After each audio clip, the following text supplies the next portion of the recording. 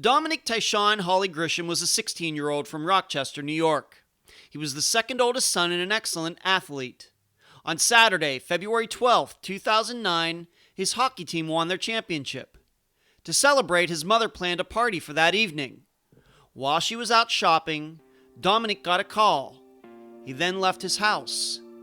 He was never seen again.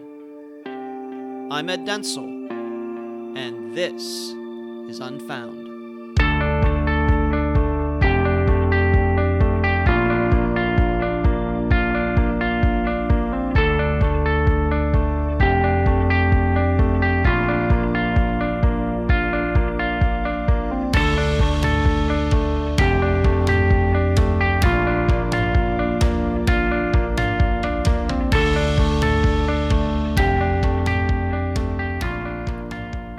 We've all had that one day, and if you're really lucky, you've had more than one. It's that day where everything comes together. Maybe it's your wedding day, the birth of your children, or your graduation day from high school or college, buying your first house. Maybe like Domonique, that special day is when your team won a sports championship. And hey, it doesn't have to be a day with some goal reached. It could simply be a day where everything felt right. All the cogs in your life lined up and everything was like a well-oiled machine. And if you could have your own kind of Groundhog Day scenario, it would be that day to live over and over and over. Well, imagine if you're having that kind of day, one of the best days in your memory, and in a few seconds, everything changed. Not just for the worse, but to the worst day of your life.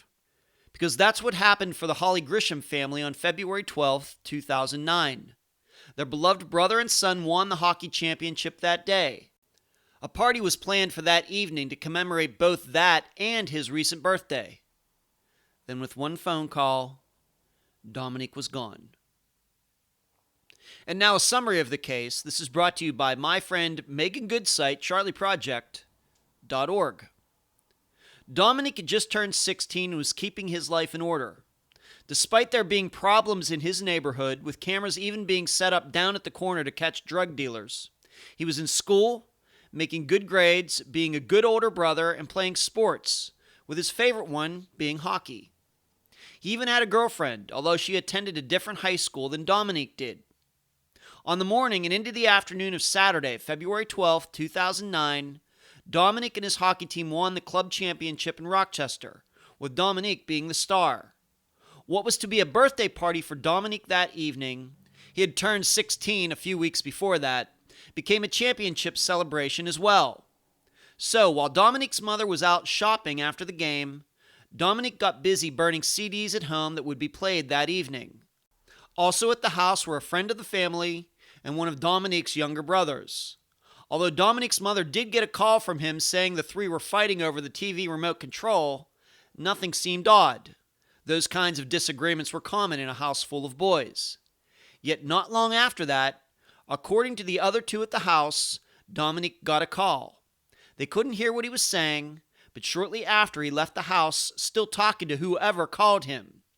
Domonique didn't look worried or angry, and the impression was that he would be back in a few minutes, although Domonique never actually said that. He was never seen again. Domonique's mother called the police that night after waiting several agonizing hours. Law enforcement initially dismissed the disappearance, saying Domonique ran away. Now, though, over 9 years later, no one believes Domonique ran away. But what is complicating the investigation in 2018 are a variety of factors, including unproven rumors, a mysterious friend who has never been named, a possible connection to the disappearance of Brian Sullivan, and a discrepancy regarding Domonique's status of his relationship with his girlfriend at the time of his disappearance. Had she broken up with him the day before or not? Domonique's case remains unsolved. The interview for this episode is with Domonique's mother, Moselle Jones Grisham. Unfound News. Did you go to triblive.com this past Sunday, February 25th, to read about the disappearance of Tony Lynn McNatt Chiappetta? If you didn't, you should. Stephen Huba did another spectacular job in covering a case that was probably forgotten by most people in Western Pennsylvania. It's been a pleasure to work with him so far, and I look forward to the next missing person story from the Pittsburgh area that will be out at the end of March. Next, one of Unfound's longtime listeners, who I talk to often, told me this past weekend that she didn't realize that Volume 2 of the book series was out. Since I know she has Volume 1, it left me with the impression that maybe I really don't talk about all of Unfound's things enough. So, allow me to make clear that Volume 2 of the Unfound book series is now out in both print and ebook form. It's been out for not quite a month now. Please check out the cases, along with a foreword by the Nobody guy, Tad DeBias. Finally, my business partner and I, well, really just her, this week began the process of contacting other media companies with the goal of spreading Unfound's influence. And yes, that includes the contacting of SiriusXM. I will let you all know how it goes. Where you can find Unfound. Unfound is on Facebook, Instagram, Twitter, YouTube, iTunes, Podomatic, Stitcher, Podbean, and Spotify. In particular, please join us on Wednesday nights at 9 p.m. Eastern for the Unfound Facebook Live video show, which is hosted on the Unfound podcast page, not in the private group. The email address, unfoundpodcast@gmail.com. The website, unfoundpodcast.com. Please check out the secret Stephen Kocher episode. The website at Trib Total Media, triblive.com/news/unfound. Unfound has a Patreon account, patreon.com/unfoundpodcast. And it also has a PayPal account. Just use the email address to find it on paypal.com. Unfound merchandise, Volume 1 and 2, previously mentioned, on Amazon in both paperback and ebook form. The playing cards, go to makeplayingcards.com/sell/unfound podcast. Shirts for almost all Unfound's cases at unfound-podcast.myshopify.com. This includes the flagship t-shirt, The First Year Cases, that is a collage of everyone from Suzanne Lyle to Jennifer Wilkerson. And please mention Unfound on all true crime Facebook pages and other websites and forums. Thank you.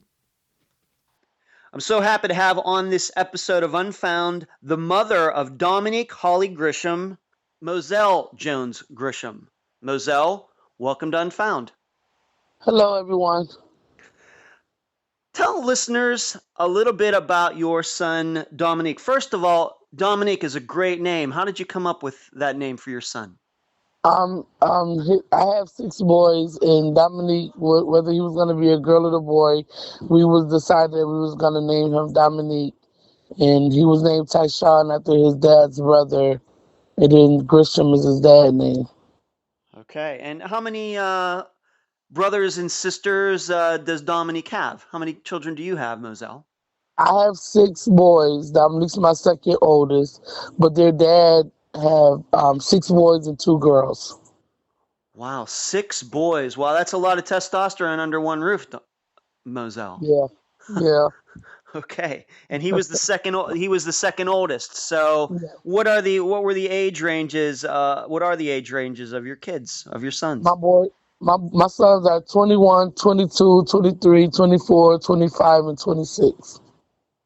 Wow, you got all in a row. Okay. Yeah.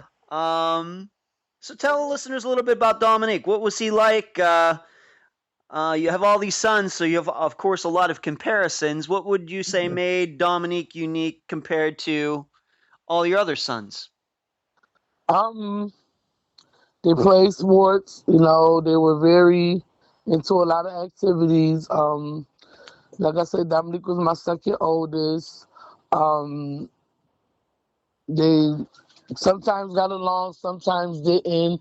With a house full of boys, everybody, ran rapidly, but it was a house full of fun and adventures. Yeah. And Domonique, was the second oldest, and he played sports, and that's what they did. They played a lot of sports.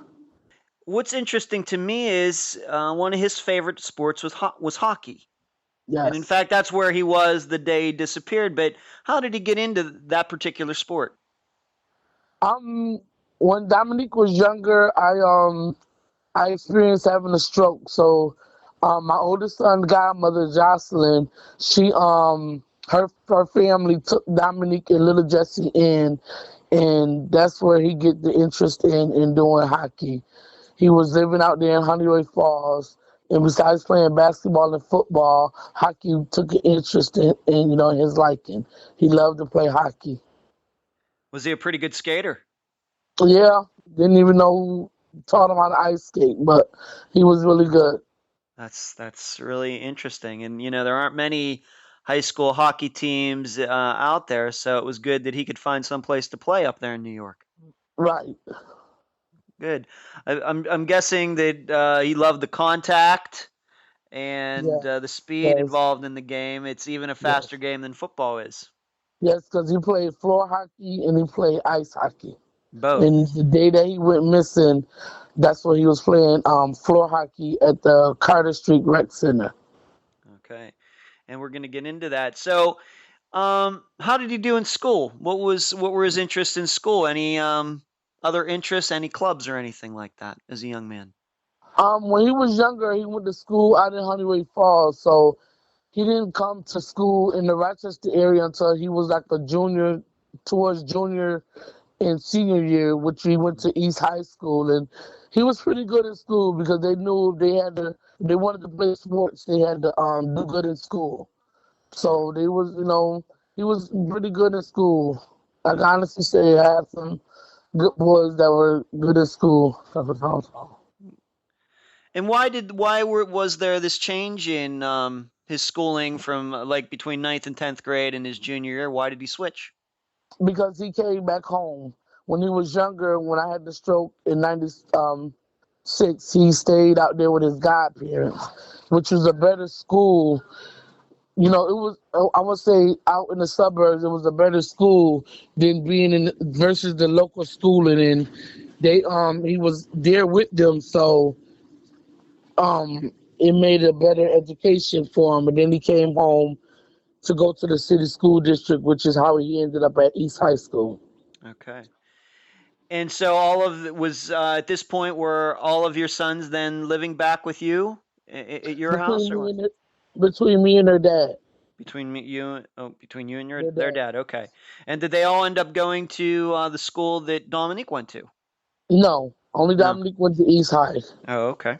Little All right. Jesse stayed in the HFL, which is Honeyoke Falls, Lima, and my younger boys, they were like in not Marshall, but Wilson in the other junior schools.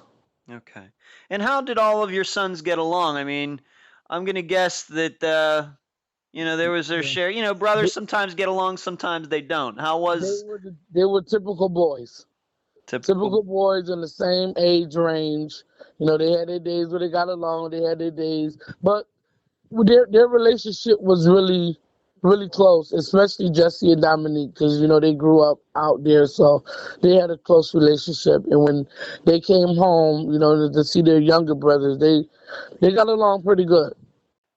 So, he's 16 years old, and it's early 2009. What was going on in his life as far as we already talked about the hockey, but his schooling? We want to talk maybe about the relationship he was in, maybe just a little bit here to start. What was going on in his life in the weeks and months before his disappearance? What do you remember that time? Maybe going back even to Christmas of 2008. Christmas of 2008, he was at his dad's house. Um, he had a birthday in January where he turned 16, January 2009. Um, he was playing for Carter Street Rec Center. That's when they had their big, final game. And in February they had it, and they won the game, and he was player of the game. And I decided that he never got a party when he turned 16, so we were going to do a party together for winning the championship and being 16. He Mm-hmm. at the time, as far as I knew, he was dating Desiree, I've met her on the computer, Mhm. and as Do you know far how as those two met? Maybe we should talk about that. I know that she did not go to the school that he did. Do you know how those two met? no, I don't. Okay. No, I don't. Like I said, between my house and her dad's house, I had boys. Yeah. So they were Mm, one week one girl, the next week I with boys. I don't know.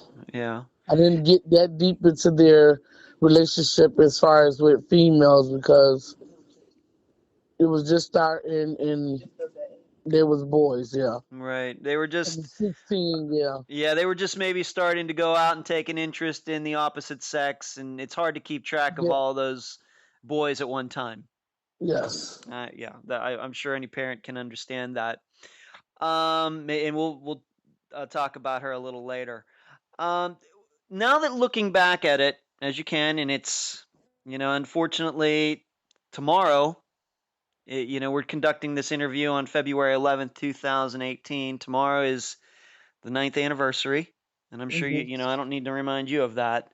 But Right. now that you looking back 9 years, maybe 9.5 years, was there any concerns that you had about Dominique, any of his friends, any strange phone calls that he was getting, any trouble at school? Was there anything that you thought, you know what, Dominic better straighten himself up, or No, nothing? no, no, nothing out of the ordinary, nothing out of place. I wouldn't have ever thought.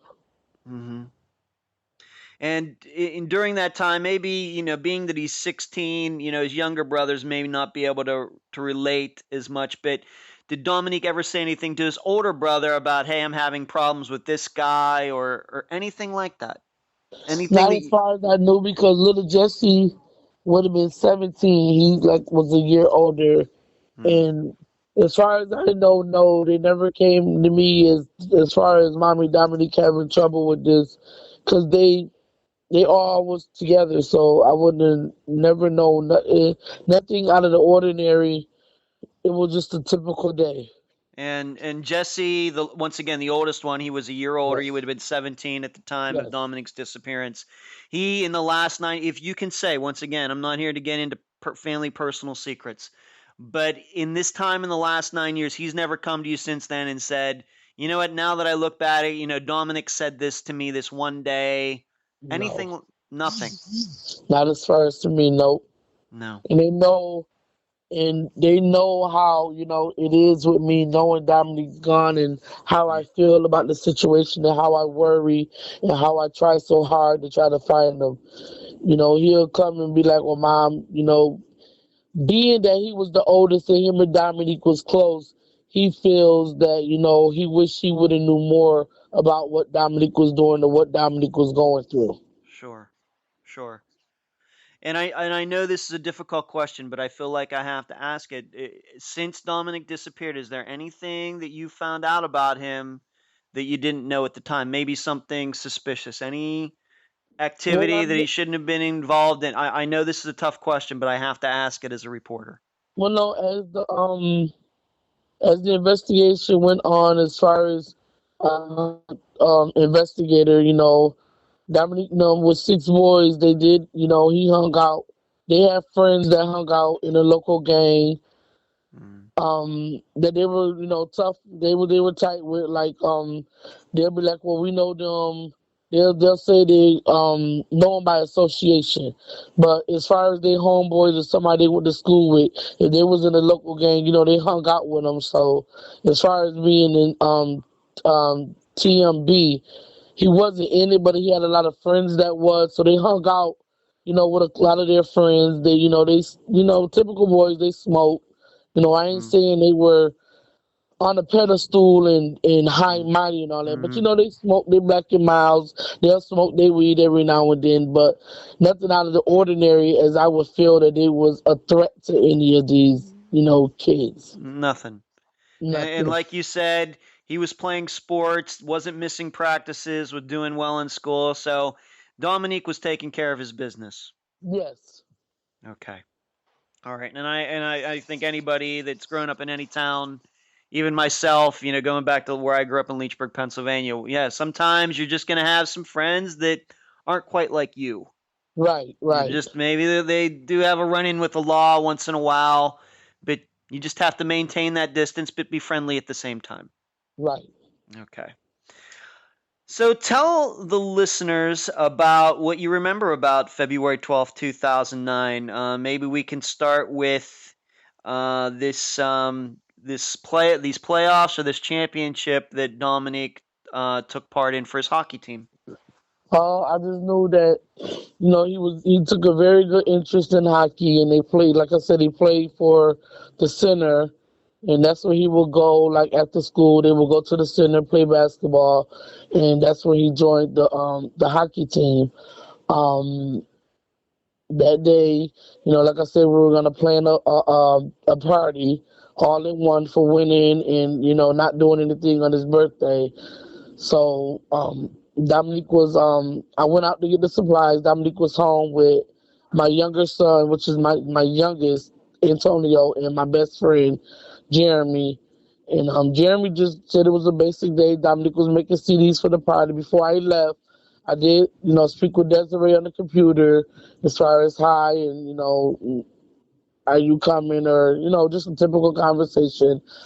I left out, and then Jeremy just said somebody called Domonique on his cell phone, and as he was walking out the door, that was the last time we seen him. Okay. So let's just maybe get a little bit more into the particulars. So did you go to his game that day? Did you go watch him play? No, Okay. no, I don't. The sports, a lot of my boys didn't like me at their games because I was a typical mom. Their dad followed all their games. I didn't was too big for them, or get off my baby with the football and all that. You're a very So passionate mother. yeah. Okay. I knowing you the way I've gotten to know you, that does not surprise me at all. So did he drive himself? I mean, he was Oh 16. no, dad Dad was took there. Dad took Dad him. supports all their games, all their functions. Dad is right there. Okay. So Domonique gets driven to this game. They win this championship, and Dad takes him back to your place. Hmm. And were you home when he got home?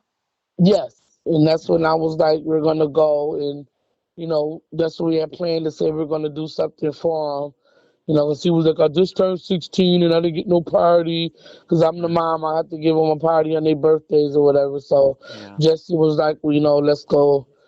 I had to go pick up his cake and do all the running around as far as getting the supplies for the party. Okay.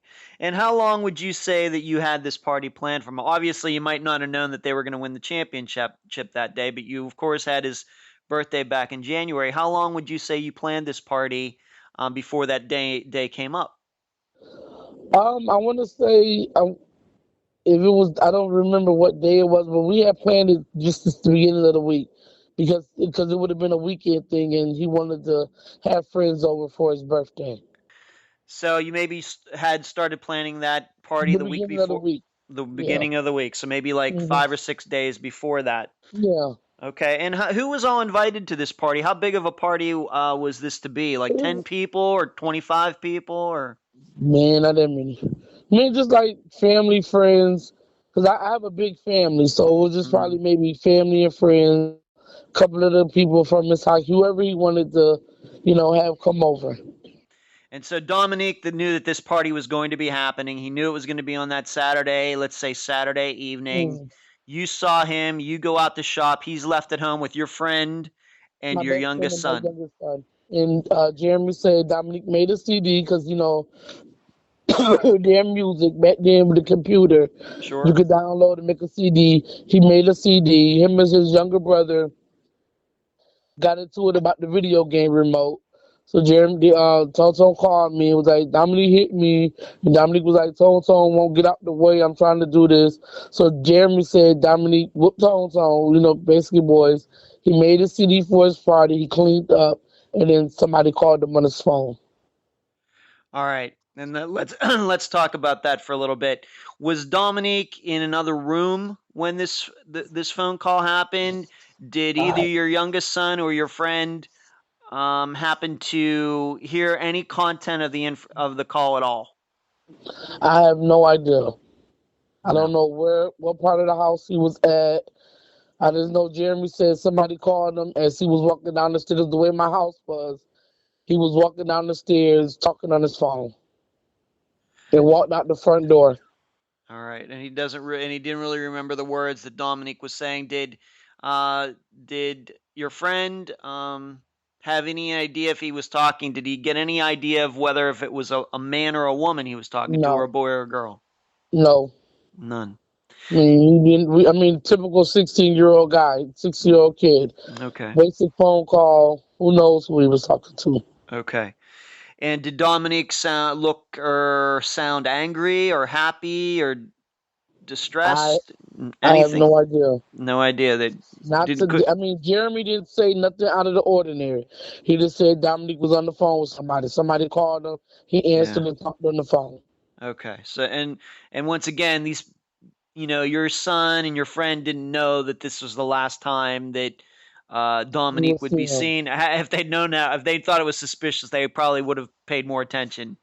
Right. To this Yeah. day, his brother say he wished he would have followed Dominique out the door, or wished he'd have seen where he was going, or after the Yeah. fact, everybody wish we knew who he was talking to.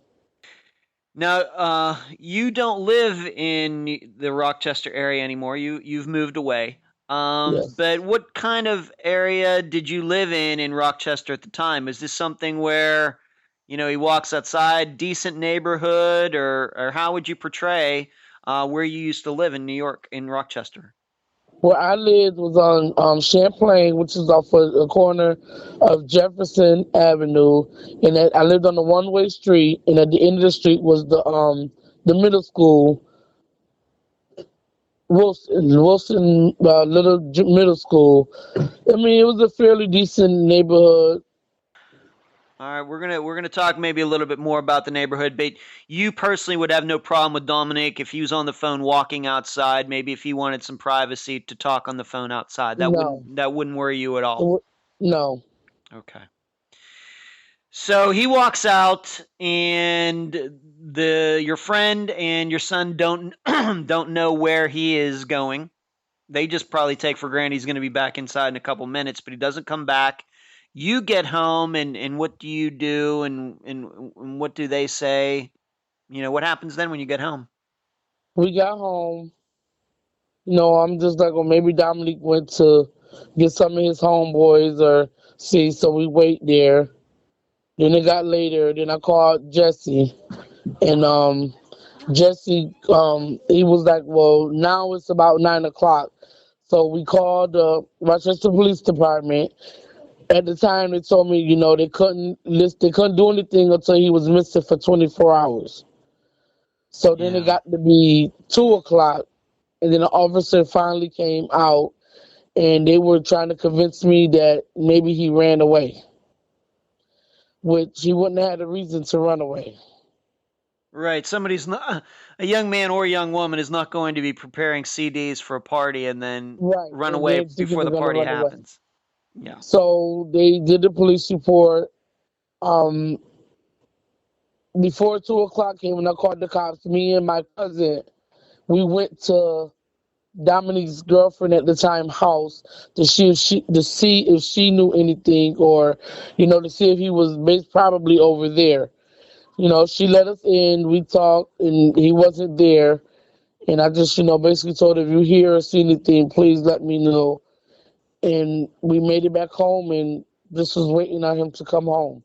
And what time? This would have been Desiree. We're not going to use her last name, but her first name is Desiree. So 9 o'clock, you call the police. They can't do anything. And then did you say that when did a policeman come over there again? What time? By the time we went to Desiree house and, asked her and then got back home, a police officer came around 2 a.m.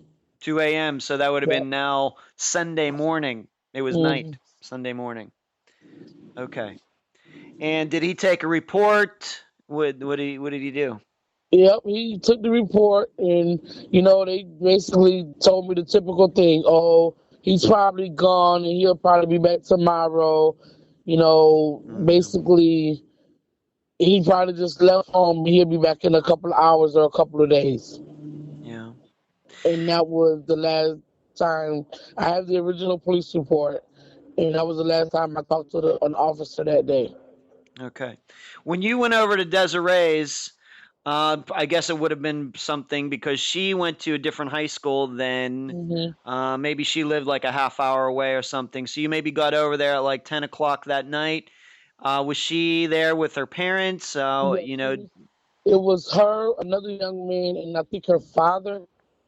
I don't recall, but she was there with family members. And did she or any of them have any idea of who might have called Dominique? Did No, anything like that?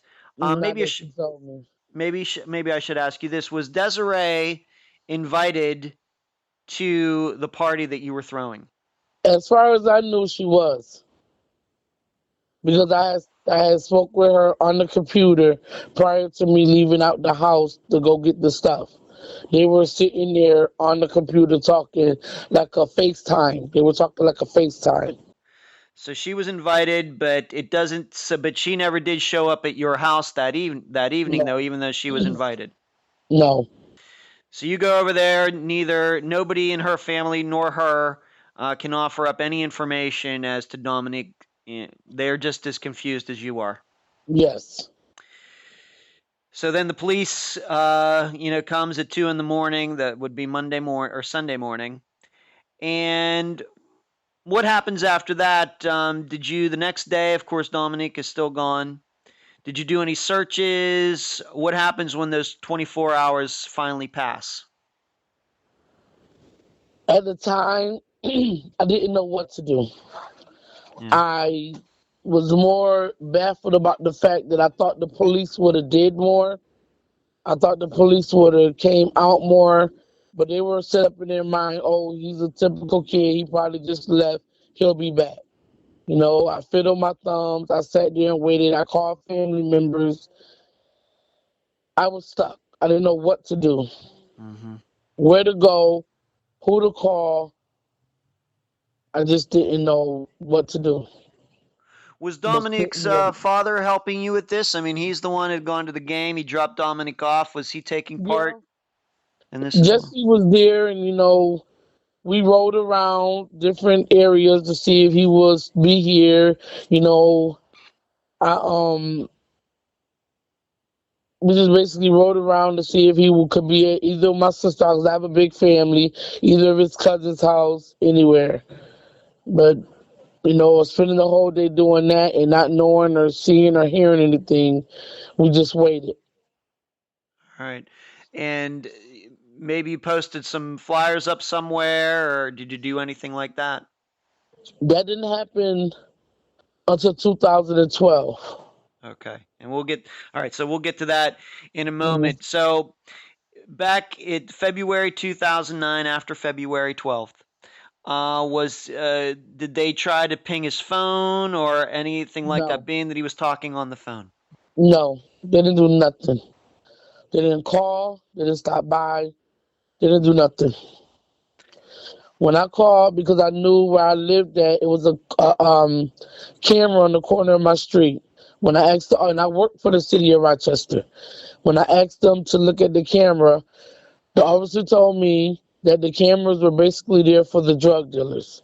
When I knew the camera could see my house, because I was like, maybe I could see where he went, because I lived on the one way. If he got in a car, if anybody met up with him, but they did not allow me to see the cameras. And how far away would you say the camera is from your house? How many feet? Like the camera was over the corner store, and I live 2 houses from the corner store. So maybe like 150 feet, maybe half of a football field, something like that. Yeah, Something yes, like that. So not far. not far at all. Not far at all. And do you know if those cameras actually do work, or is that just Yes, something that the because when a local house got busted in a drug thing or whatever they had going on, and they showed the how they show the clip on TV. sure. I seen my house, so I knew the camera I knew my house was in range of viewing the camera. So you did all this once again in 2009, Mhm. and nobody did anybody ever come forward to say anything, any suspicions, any rumors, anything any of your sons No, heard? Did no, Desiree ever come forward and say, I heard something on the street? no, Nothing. no, nothing. For 3 years, nothing. And so you lived with, I mean, of course, it's 2018 and we still don't have all the answers that we need, but for those 3 years, you were really in the dark, Right, totally in the yes. dark. Okay. And I'm sure it was uh, very difficult, for you and, even with your other sons there. Right. Okay. Didn't know where to go, who to turn to, what to do, but just went off what the police said. He left. He'll maybe show up and he'll come. I didn't know what to do. So what happened in 2012? What you've brought this year up already, but what changed between when Dominique disappeared in February 2009 and 2012? What happened? In 2009, another young lady went missing, Brittany Drexel. And I'm like, she's all over the news. She has flyers. How, she went missing in April 2009. Dominique went missing in February. Oh, And I'm like, why she made the news? And then I've met Nicole Coleman, who was had a group called Missing the Missing. Her nephew Alonzo Williams went missing. Sad to say they found his body. So I joined the local group Missing the Missing because I had a missing son. And in this organization, she would make flyers. They were having annual meetings, just typical families with missing loved ones. And yes. that's where I met Dawn Drexel. And, she told me a statement. She was like, if you don't do it, they don't do it. If you don't, because I asked her, I was like, well, how did you get your daughter on the news? How did you do this? How did you get flyers? What can I do? And that's what she, told me. If you don't do it, they don't do it. Which means pertaining, if you don't put forth the effort to look for your loved one, the police are not going to call you. They're not obligated to do this. They're not obligated to do that. So that's when I joined. I joined Missing the Missing. I met a lot of families in Missing the Missing, and from 2012 on, I fought to find my son. All right, so that things really turned around for you in at least a little bit of a positive way in Right, 2012, meeting these other right, people. right. Meeting these other people. Is that when I have to ask on a personal note? Is that when you got to meet Barbara Sullivan too? Around that Yes. time, Barbara. Yeah, Bob Sullivan. That's where I met her. Right. And the listeners remember that Barbara was just on a recent episode talking about her son Brian, who Right. disappeared in Rochester a couple years before Dominic Mhm. did. In fact, we're gonna touch on that before we're done here. Did the police finally maybe change their mind because of all this to believe that Dominic did not run away, that something foul play might be involved in 2012? Well, what happened was we had a meeting. Get in the car. We had a meeting, and she would have local people come in. That's where the police officers came in and sat on one of our meetings, and they took the. I don't want to say they took it more seriously, but they looked more into trying to learn more about what happened with Dominique. As far as the chief of police was at one of the meetings, and I told him about the camera in the corner, and I told him what the officer said. And then, I'm trying to remember who was the police chief then. But he was like, well, the officer shouldn't have told you that. But now, of course, it's 3 years later, so they can't do anything about the cell phone now.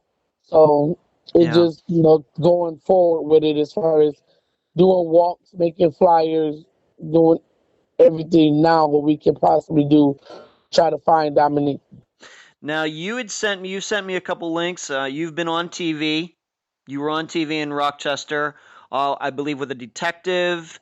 You were on there with a writer and some maybe missing persons advocate. I watched that video, and Hmm. there's this other video in which just the detective who maybe is responsible for the case now or was responsible at the time. Yeah. Um, why don't you tell the listeners what that detective said about Domonique? At first we had planned on doing. I was on the Need to Know station Right. with Miss Lynn.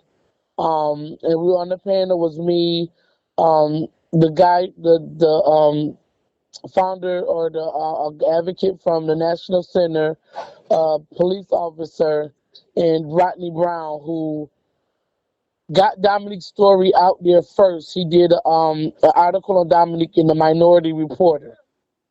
My investigator Brennan will only do the interview if if they interview him separately. Yes. And the first time I seen his interview, I was sitting at the panel. She played it, and he says that Dominique supposedly had broke up with his girlfriend or had some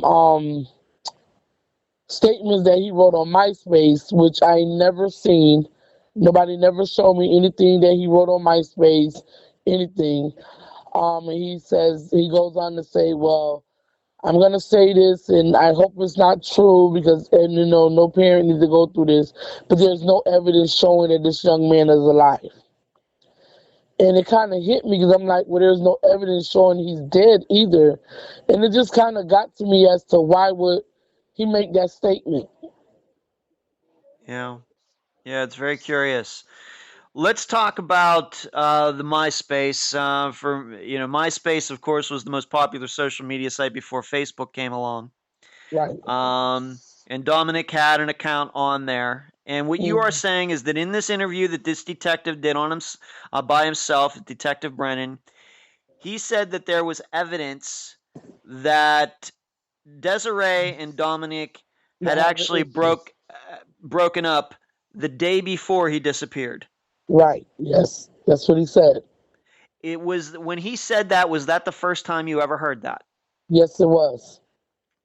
And Yeah. so, in those 3 years of you talking to your other sons, to um, to his friends, maybe on his hockey team, other people, even Desiree herself, none of these people had ever told you about this. No. Yeah, No. do you have any Never. idea what to make of that? Do you believe that what the detective said is true? Do you believe that? I honestly don't know. Because, like I told him, and then he made a statement that Dominic wrote something on his MySpace. They never showed me anything from MySpace. So it Huh. kind of like got to me. And then, it even got to me as well. If you're saying, he was having trouble with his girlfriend, which I assumed at the time was Desiree, why didn't you look more into what was going on?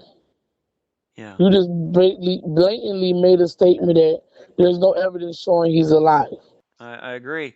And I know that you've talked to Desiree since 2009. Has she ever said anything to you about this MySpace? What No, he wrote on there? Any conversation that you've ever had with her about those comments? never. She was more, she told me Dominic was the love of her life. She really cared for him.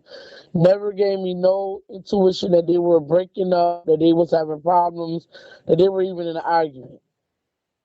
And Okay. she's been like on his anniversary or his birthday, she'll write, I'm still thinking of you. Hope things are better. How she misses Dominique, how she wishes he would just show up. She had me under the impression that she really cared about my son and that she really, really misses him. Okay. Never, oh, Dominique and I got into this argument. Me and Dominique were going to break up. Never, none of that. None of that. None And of it. is it possible, being that once again, going back to the party that you threw for him, were throwing for him on February 12th, 2009, that obviously she didn't show up because when you went over to her house, she was there. Do you think the Yes. possibility that they were broke up because she didn't show up? No, I just figured, I don't know. Okay. I never would have figured that they broke up. Like I said, I didn't meet her physically. I met her, mom, this Desiree, this my boo, on the computer. So I would have never had no signs that they would break up. I just knew at the time she was the one that I initially met that he told me was his girlfriend. And Do you believe that there were maybe, he's 16 years old, and as you already stated in this conversation, you have all these boys, you know, maybe moving from girl to girl, girlfriend to girlfriend. That's how high school is. Is there any other girls' names that have popped up since 2009 that Dominic might have had a relationship with at the same time Um, she was going with Desiree?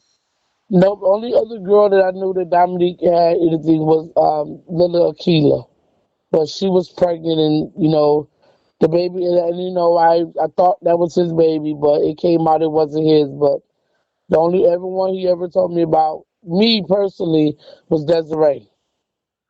All right, so there was another girl before Desiree, and Well, that he hung out with, and he took an interest in. uh huh. But apparently she was in another relationship, so they probably just like basically hung out. I thought, she was pregnant by my son, but when she had her baby, she told me, this is not Dominique baby. Because at the time when she had her baby, it was when he was missing. I just thought it was a slight chance, it could have been his baby, but it wasn't. But she was more over in a relationship. They just like hung out or chilled together. But the only girl that he initially introduced me as his girl was Desiree. So you've never seen this MySpace Mm-mm. post.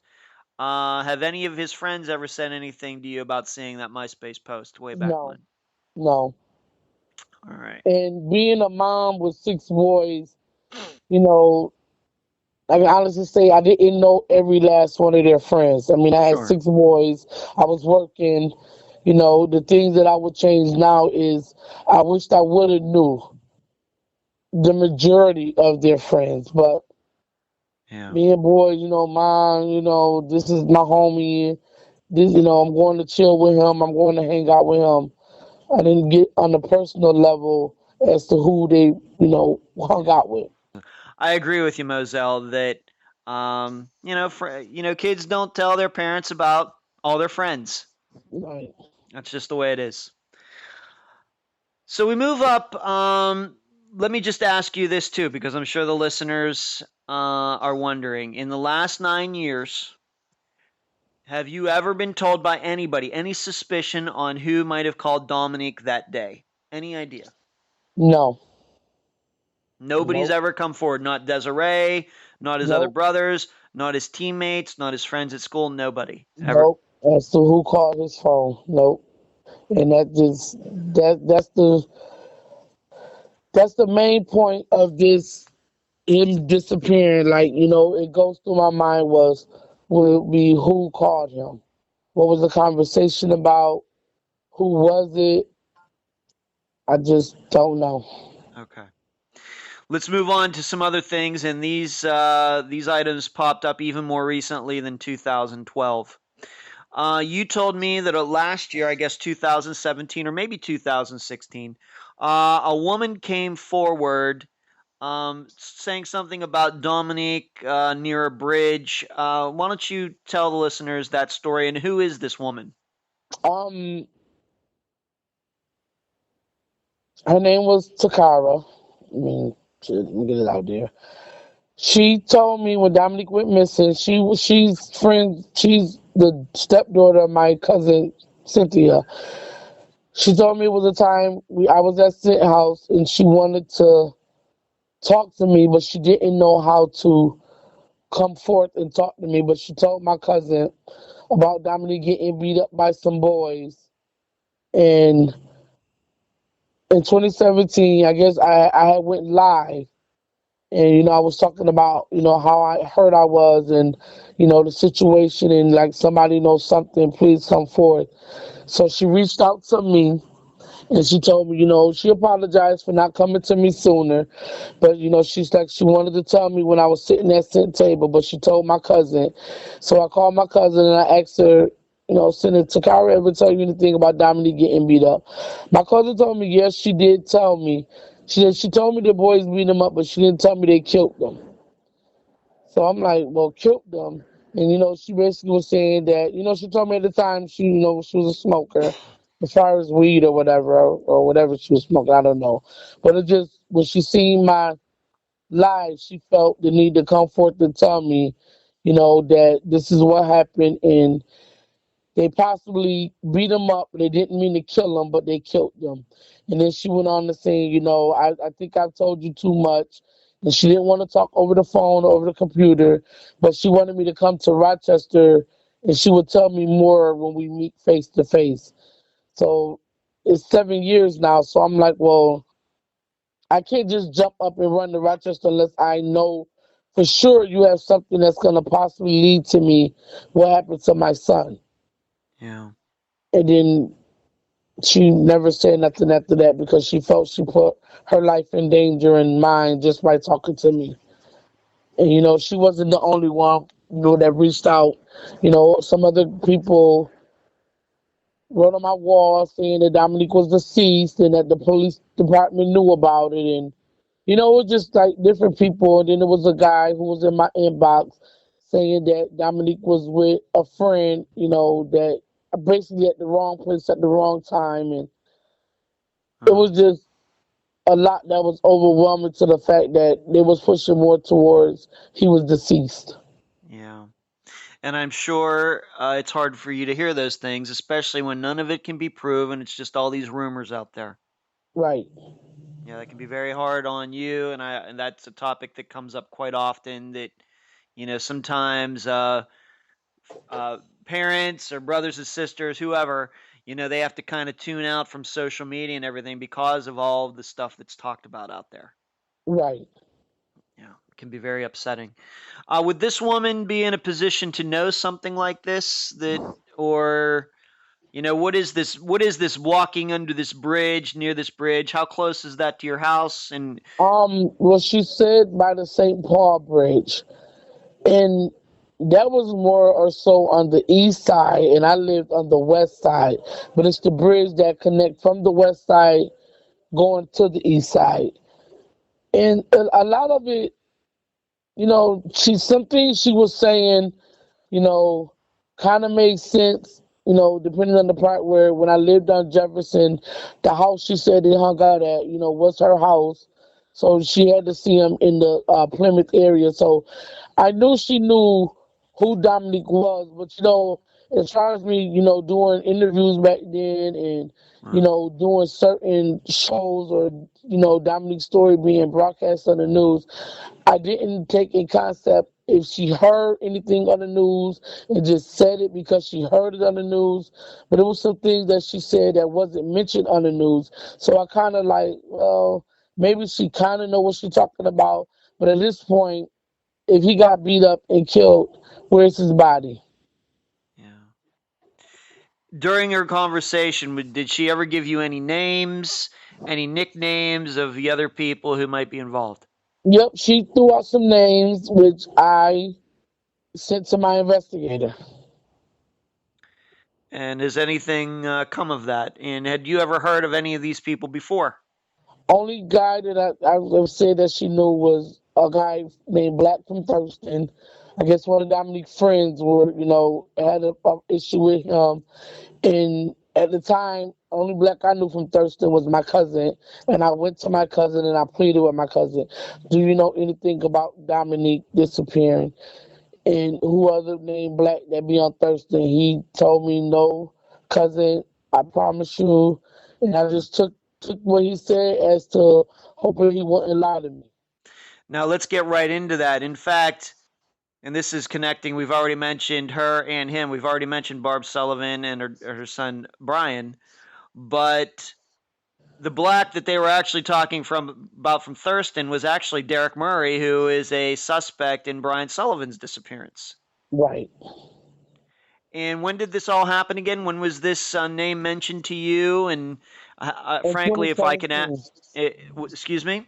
In 2017 when she called me and I was already in North Carolina, and at the time I didn't know who Derek Murray was, but getting a phone call and it was like, some of his family is on your page, and at the time, you couldn't really talk about the case, but she did mention Black, and K Mills. She mentioned a lot of guys' name, and as you know, in the texts that I sent you, Yes. she mentioned that well, we know now Black was deceased, but it kind of like she had other ideas on how Black died, but so I didn't know if she was talking about Derek Murray or not because I knew how he passed away. But at one point she was saying he was shot or he had a heart attack, but she did say, but he's deceased now. So a lot of it made sense, but didn't make sense.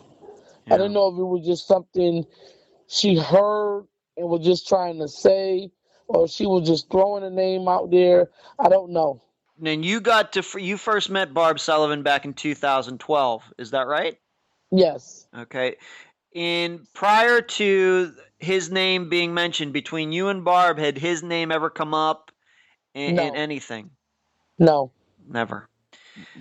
Now, you were also asked, I have it written in my notes, Channel 10 actually asked you about Derek Murray. Yes. Yep. How did they get the name? Because when she told me, it was oh, I can't call his name. It was a reporter, and he was like, this name came up, and I guess Derek Murray name came up in other cases or whatever, and he asked me, he interviewed me about if I knew if he had any connections with Dominique. And of course you didn't. You'd never I heard of him. didn't know. Mm-mm. Maybe you need to give the listeners just a little idea of Rochester. Is where you lived, where Dominic disappeared from walking out the door of your house, and where Brian Sullivan disappeared in Rochester. Are they anywhere near each other? And did Derek Murray live anywhere near you? Where Dominique went missing, I lived on another part of the west side. But where Thurston, where Derek Murray hung out at, was where I had moved to, and which was Genesee Park Boulevard area, and Brian was from the Chi area, which is all on the same side of town.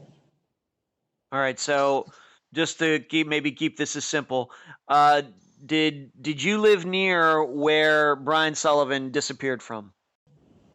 Yeah, You yeah, lived fairly close, like yeah, maybe within a fairly, mile. yeah, yeah. Because where he disappeared from was like right up the street from where I had moved, not from where I lived, but it was all on the same side of town. But I had moved a little bit closer to where Brian went missing from. But it was all Jefferson Avenue, all on the west side of town. Because Chi is right there, and he went missing from Chi more Yeah. up in the suburban area. But everything was within 5 minutes. Yes. Okay, very close, very close. All right, Hmm. so and if people will remember, Brian went to a Burger King. So you're saying that Burger King that he was last at, very close to where you live. Yes. Now you had mentioned your family. You'd gone to somebody in your family regarding Dominique's disappearance, and you've expressed, and we don't want to mention any names or anything, but is it still your belief 9 years later that maybe somebody in Hmm. your family knows something about Dominique's disappearance? Yes. Yes. Yes. Yes. Hmm. Yes. And I plead and I cry that the smallest thing could mean something, even with my cousin knowing the information that he got beat up. We could have looked into it then, because apparently he from what she was saying, he got beat up the same day or the day after he went missing. So she just came forth and even would have said, cousin, I don't know how true it is, but this is what I heard. But the fact that you went on walks with me, you hung up flyers with me, I just feel they know something, and I don't know if they're afraid to say something or they know something and they just don't. Well, it's not my place, and I didn't know you didn't know. A lot of that. That's what goes through my mind. Can you think of any reason why anybody would have wanted to do something to Dominique? No, And any reason why anybody in your family or extended family would want to keep it secret? I just feel they don't want to say nothing because, like I said, they feel it's not their place.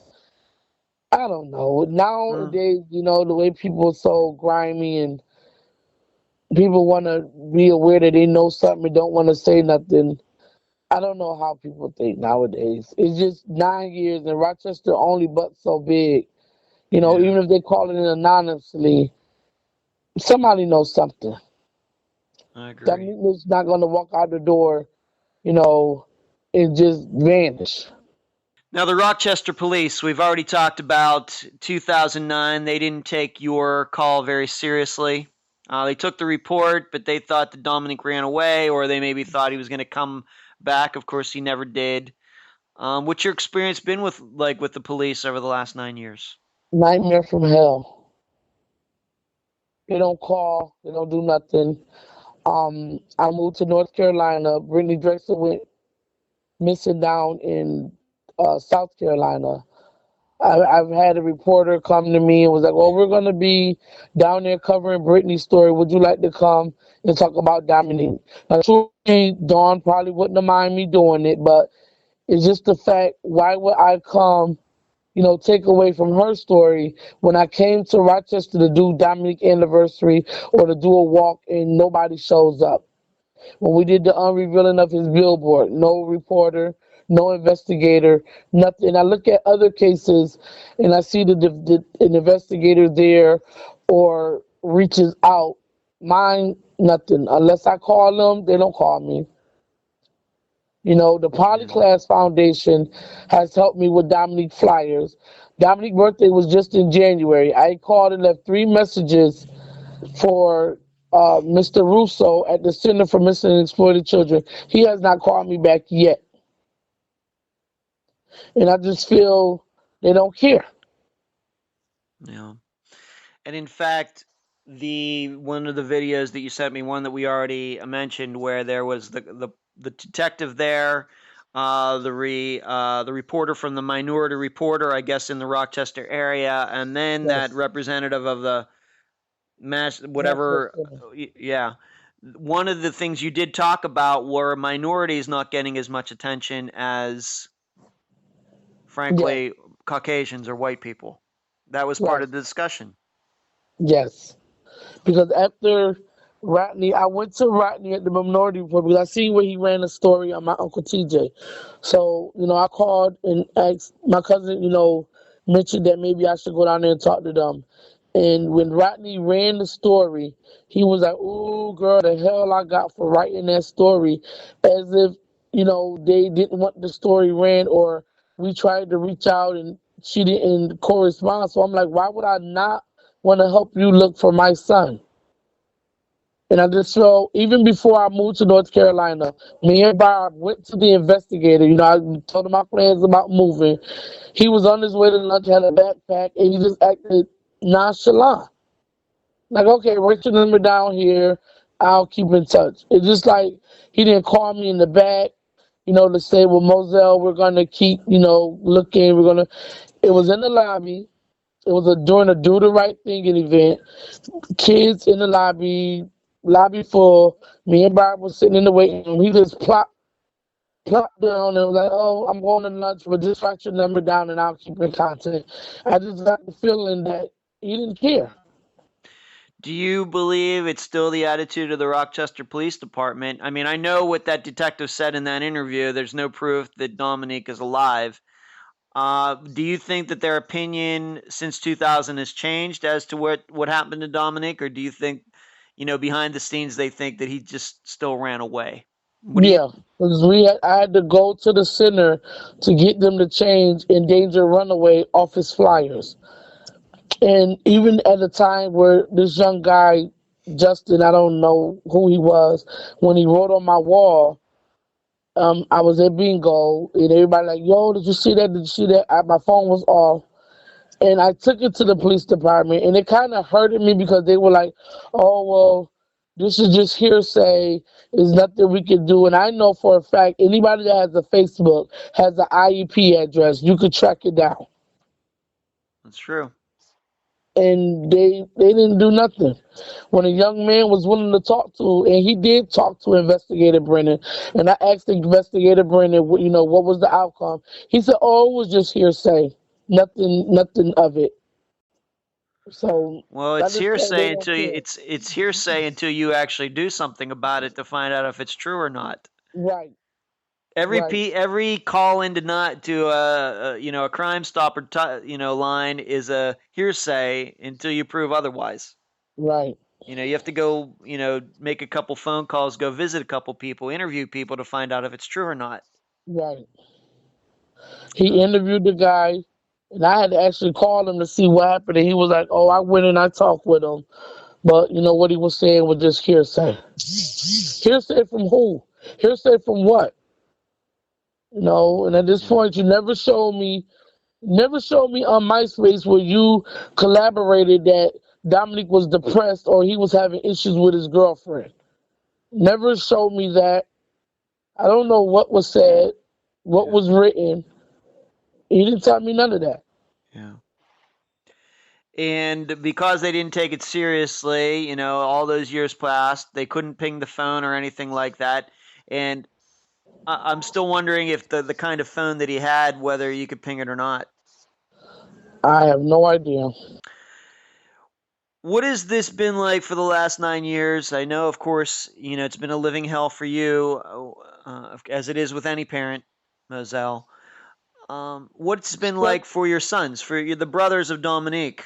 stressful, my son made a stat one day. He said his biggest fear in life is finding out his missing brother is deceased. With five other boys, five different personalities. They go through it. You know, my youngest, had the most because he felt, my younger ones, they feel that, they could have, what if they would have went out behind Dominique? What if they would have followed him? What if they knew who called them? It's a lot of questions as shoulda, coulda, woulda. I should have went out Yeah. behind my brother. I should have seen who Dominique was talking to. I should have, did more. But nobody, as any parent or anybody with a missing loved one, no one knows the exact day and time when it's the last time that they're going to see their loved one. That's true. That's true. Uh, a lot of the disappearances I cover, it's out of nowhere. Some people are involved in some suspicious things, maybe hanging around the wrong people. This Hmm. doesn't sound like Dominique. Yeah, Y- you You know, know, I don't know. And, it hurts me more because I wished I knew more of who his friends was. It was even a point where me and my cousin Juanita went out to Honey Ray Falls to hang fire. That's where he went to high school at. And the community out there was so sweet. A lot of people, oh yeah, you can hang his flyer in the store. You want to come in for lunch. You've been walking, with just the love and support. So between Honey Ray Falls and Rochester, it is, where is he? I'm just going to ask you this, and you don't have to give particularly a name, but I'm just going to ask you is if you think back to February 2009. Is there a friend, a best friend of Dominique's, whether it was at his old school or his new school, at for this hockey team, anything else? Is there a person that you have in mind who could have called Dominique and Dominique would have dropped everything to go help this person out? No, honestly, no. No. And that's what aggravates me the most. Yeah. Yeah. Okay. I don't know.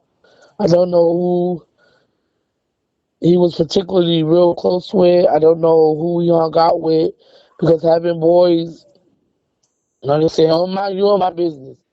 And now, after Dominique went missing, I be harder on my other sons, and they went, "Mom, we're not gonna be like Dominique." But it's just the thing, I wish I knew more. How are your other five sons doing these days? They good? Good. I had one, two that got in trouble with the law, but they're strong. I had one graduated from college. He's a school teacher now, 21 years old. Wow. Um, One gave me grandkids, and I had one that went to the Marines. My oldest son went to the Marines. Is that right? Wow. Hmm. Good for you. Good for him, Moselle. I'm glad to hear that. Thank you. Do you have a Facebook page and other websites? Where can people find more out about you, about what you're doing, about Domonique, all of that? I have a have you seen Dominique page?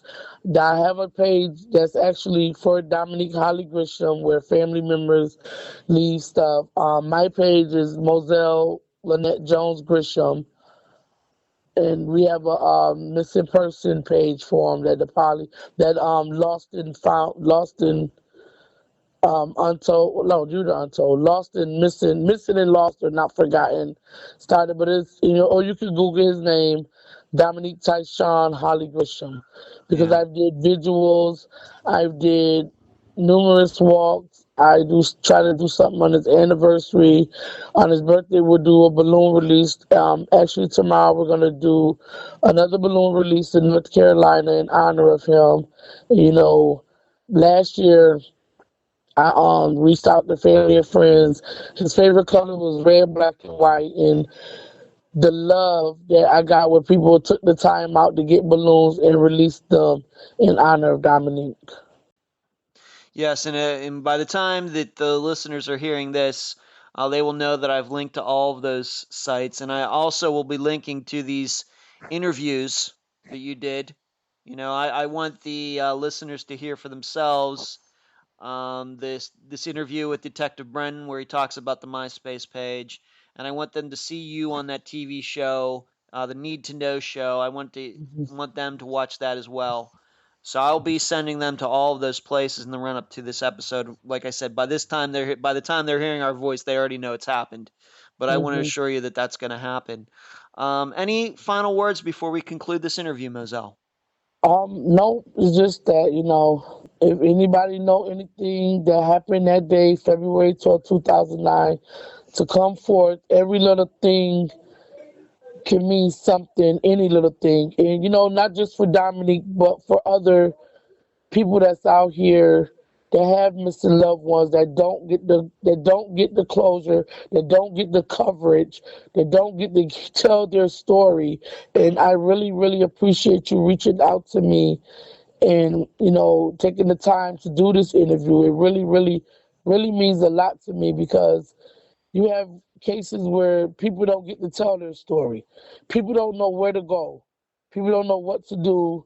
If you continue, I'm glad they changed the law that you have to wait 24 hours to report your loved one missing. But it's families out there that sit there that don't know what to do when their loved ones go missing, or when a family member or a loved one walk out of their life. So I just want anybody that knows something about any case, come forth. You can call it in anonymously. You can reach out to 911 in your local area, anybody. The slightest thing can mean so much. And I just, wishing my daily prayer is that God give me the strength, whether Dominique is alive or deceased. Give me the strength when that day comes to, handle what my baby, what to do when I find my baby. Moselle, thank you for the words, and I appreciate you being on this episode of Unfound. Okay, thank you so much, Mr. Denzel, for reaching out and doing this interview with me. You're welcome. And that was my interview with Moselle Jones Grisham, the mother of Domonique Holley-Grisham. I thank her for joining me and all of you on this episode. One thing Moselle and I should have covered during the interview was Dominique's phone. Not only did the police not try to ping it at the time of his disappearance, but Dominique had a phone in which you couldn't access any records to see who he was talking to. It's the exact reason to this day we don't know who called him. However, this also leads me to believe whoever called him knew he had that kind of phone and that the caller's identity would be concealed. In this episode, we see how quickly things can change. One moment it's a championship day, the next it's the worst day Moselle and the rest of her family have ever experienced. If there was ever an example of how fragile our life and our good feelings are, it's this disappearance. But I think I can offer Moselle and her family some solace with the following belief. There is nothing I've heard from her or read anywhere that makes me believe anybody in her family knows what happened. As you heard in the interview, she has her suspicions. And when a family doesn't have any answers, I guess it pays to be leery of everyone. But I am of the firm belief she should look outside her family for the perpetrator or perpetrators of Domonique's disappearance. Likewise, although we didn't hit it too hard in the interview, there seems to be talk of this mysterious friend of Domonique's, that being the person who called Domonique and convinced him to leave his house. But no one, not Domonique's brothers or his classmates or his teammates in any of the sports he played, have ever been able to identify this person, the person who obviously lured Domonique out of his house. What do I take from that? I don't believe this secret person exists, simply because I don't believe people keep secrets that well. And Domonique doesn't sound like a secretive person. This secret friend theory has also caused Moselle and her family to be paranoid. I believe for no reason, because I believe the caller has been in front of them this whole time. So, who was it? I'll leave you with this. In a video that I posted in the Unfound podcast discussion group this past week, the detective claims Domonique and his girlfriend broke up the day before. This detective cited posts made by Domonique on Myspace as proof of this. I guess Domonique said some bad things about her. Desiree, to this day, claims otherwise. She says their relationship was solid. Who do you believe? I'll leave the rest of the theorizing up to you. And that's the program. If you found it informative, please go to the app that you use to listen to Unfound and give this podcast a 5-star review. I thank you for listening. I'm Ed Densel, and you've been listening to Unfound.